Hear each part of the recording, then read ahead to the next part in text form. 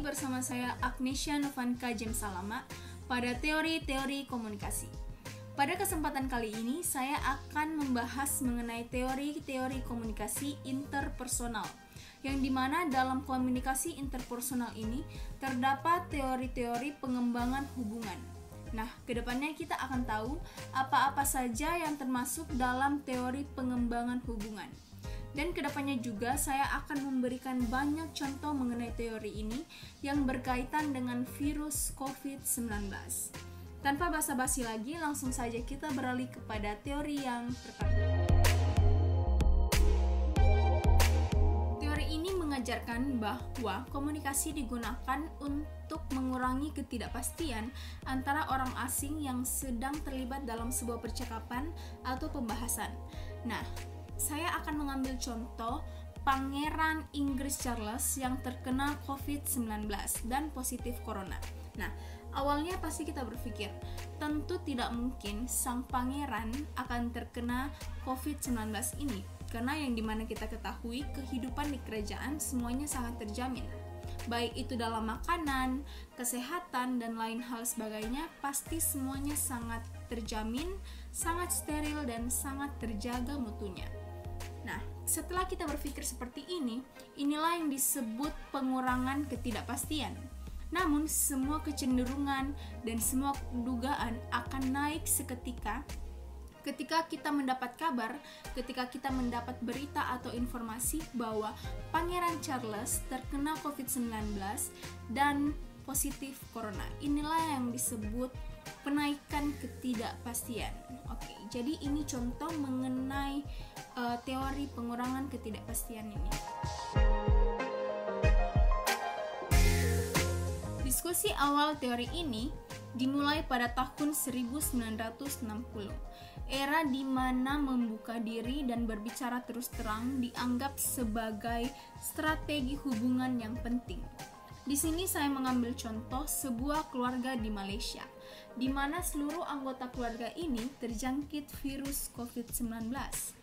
Namun keluarga ini mengambil keputusan untuk tidak menutup diri, melainkan membuka diri kepada masyarakat dan menghimbau kepada publik bahwa seluruh anggota mereka terkena COVID-19. Dan uniknya, keluarga ini sempat membuat video TikTok yang bertujuan untuk menciptakan suasana-suasana bahagia, sehingga keluarga mereka tetap dalam aura yang positif, tetap dalam suasana yang bersukacita dan bukan dalam suasana yang stres karena COVID-19 ini. Alhasil, keluarga ini mendapatkan respon yang sangat baik dari seluruh masyarakat dari berbagai negara, dan banyak juga orang yang sangat respect terhadap keluarga ini. Di sini membuktikan bahwa ketika kita membuka diri terhadap publik, kita akan menjalin hubungan yang baik, mau itu hubungan antara dua orang maupun hubungan dengan khalayak yang besar. Inilah contoh mengenai teori penetrasi sosial.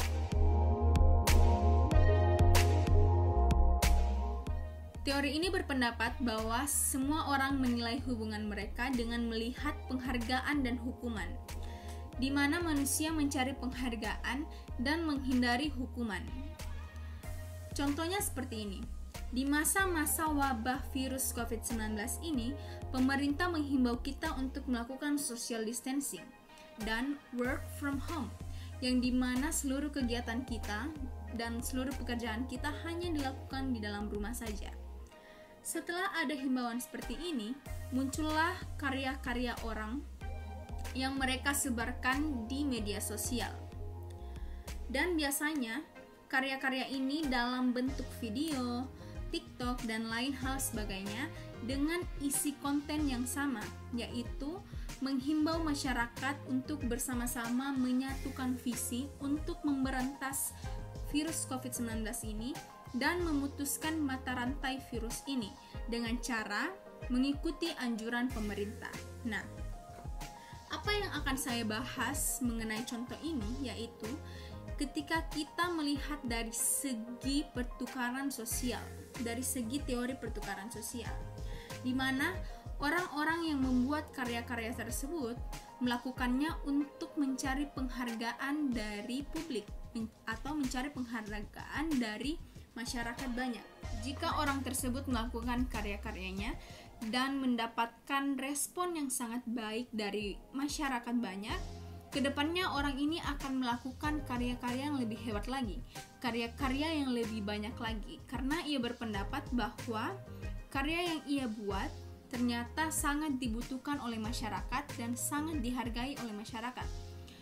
Maka sebaliknya, jika orang tersebut melakukan karya, menghasilkan karya, dan mendapatkan respon yang buruk, respon yang kurang baik dari masyarakat, kedepannya orang ini mungkin akan berhenti untuk melakukan karya-karya, berhenti untuk menghasilkan karya-karyanya, karena ia berpikir karya yang ia buat tidak dibutuhkan masyarakat atau tidak dianggap maupun tidak dihargai masyarakat.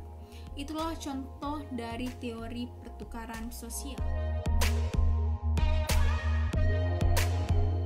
Teori ini menggambarkan suatu hubungan yang biasanya terjadi kecenderungan karena memaksakan kehendak atau pendapat masing-masing. Nah, sehingga biasanya terjadi ketegangan di dalam hubungan. Sebagai contohnya, awal-awal kita mengira COVID-19 ini merupakan virus yang sangat mematikan karena virus ini menular dari manusia ke manusia. Dan yang kita ketahui, manusia merupakan makhluk sosial yang dimana membutuhkan orang lain untuk berinteraksi. Tentu saja hal ini membuat ketegangan di dunia. Namun seiring berjalannya waktu, ketegangan itu mulai mereda. Dikarenakan kita sering mendapat informasi ataupun berita yang menginfokan bahwa begitu banyak pasien yang terjangkit corona dapat disembuhkan dan mereka bebas dari COVID-19 ini. Nah, setelah hal itu terjadi, maka kembalilah normal komunikasi dengan baik. Memutuskan apakah isu-isu keseharian seseorang dapat diumbar atau dirahasiakan. Itu tergantung dari keputusan apa yang dipilih dari orang tersebut. Keterbukaan dan privasi dari seseorang memiliki resikonya masing-masing. Resiko apa yang dimaksud di sini ialah, sebagai contoh, seorang yang terlalu membuka diri kepada publik dan menginformasikan kepada publik secara berlebihan mengenai keadaan dirinya yang sedang terjangkit COVID-19. Nah, resiko yang akan ia tanggung ialah respon publik yang tidak baik terhadap dirinya. Mengapa? Karena caranya yang berlebihan, cara menginformasikan kepada publik yang sangat berlebihan akan menimbulkan opini publik yang berpikir kepada dirinya bahwa mungkin saja orang ini tidak terjangkit COVID-19 dengan sungguh-sungguh. Mungkin saja orang ini hanya untuk mencari sensasi saja. Nah, itu resiko untuk orang yang terlalu terbuka secara berlebihan kepada publik. Bagaimana halnya dengan orang yang menutup diri atau merahasiakan isu-isu kesehariannya? Nah, ini juga pasti ada resiko yang akan ia tanggung. Di sini saya tetap mengambil contoh terhadap orang yang terkena COVID-19. Jika orang tersebut tetap mengurung diri dan tidak mau untuk membuka diri dan mengatakan bahwa ia terkena COVID-19, ia akan menanggung resikonya sendiri dengan berat. Mengapa? Karena orang ini akan kesulitan untuk menangani dirinya sendiri, akan kesulitan untuk menyembuhkan dirinya sendiri. Ia akan lebih mudah jika ia terbuka dengan masyarakat, dengan tidak berlebihan. Pastinya respon masyarakat pasti akan baik terhadap orang tersebut. Masyarakat akan membantu untuk menginformasikan kepada pihak medis untuk menangani orang yang terjangkit virus COVID ini, dan dia akan diproses dan dia akan disembuhkan. Nah, inilah yang dikatakan pada teori ini, di mana keterbukaan dan privasi memiliki resikonya masing-masing. Jadi demikian penjelasan mengenai teori-teori komunikasi interpersonal. Saya tetap berharap hal ini dapat menjadi pengetahuan baru bagi kita semua. Dan akhir kata saya ucapkan banyak terima kasih, dan jika ada salah kata saya mohon dimaafkan.